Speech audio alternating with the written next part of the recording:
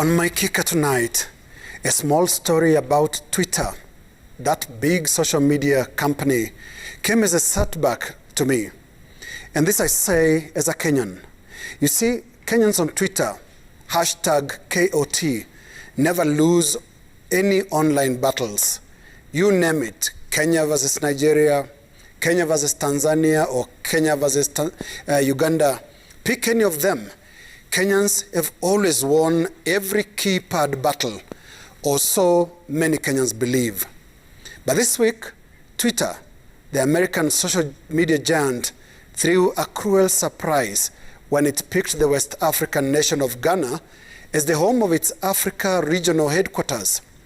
My typical reaction to this as a Kenyan would be #Kwanini, angry emoji, tweet, retweet, like, such if the #Kwanini is trending as #1. But on a serious note, fellow Kenyans, it should concern us that though we pride ourselves as the Silicon Savannah, a social media giant has chosen the forests of Ghana over us. My concern stems from some of the explanations advanced by analysts as to why Twitter picked Ghana for its Africa headquarters. One analyst stated that political stability and the quality of leadership were among factors considered in picking Ghana ahead of other African countries such as Kenya and Nigeria. These two factors alone should be considered a red flag, however small a Twitter Africa head office may be considered. Kenya should not and should never be in the space of the doubtful when it comes to the question of political stability or even quality leadership. For decades, Kenya was regarded as the island of peace in a troubled region that was once brimming with civil wars and famine. Kenya is the headquarters of the United Nations Environment Programme as well as Habitat, and Nairobi is home to the largest diplomatic community in East and Central Africa.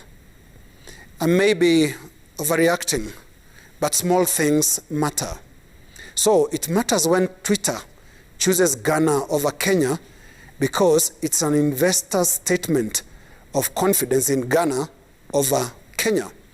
And talking of investors, is it time we revisited that question about the ease of doing business in Kenya? Could it have been a factor in Twitter's choice of Ghana over Kenya?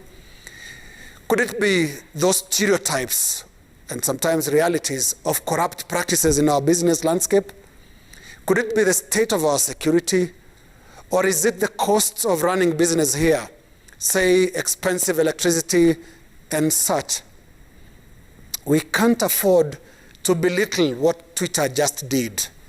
Not at a time when countries like Rwanda have lately become the preferred destination of foreign investors. We may need to quickly acknowledge that something has changed, and Kenya may no longer necessarily be the automatic choice that it used to be between the 60s and the 90s. When Twitter drops a pin in West Africa and not in Kenya, our authorities must immediately call in our experts to interpret that writing on the wall. Our loyal keyboard warriors and troops may help with an overnight trending hashtag, something like #Why did Twitter forsake us? Ouch, that sounds long. It doesn't help anyway. It would take more than hashtags to draw investors our way. That is my kicker.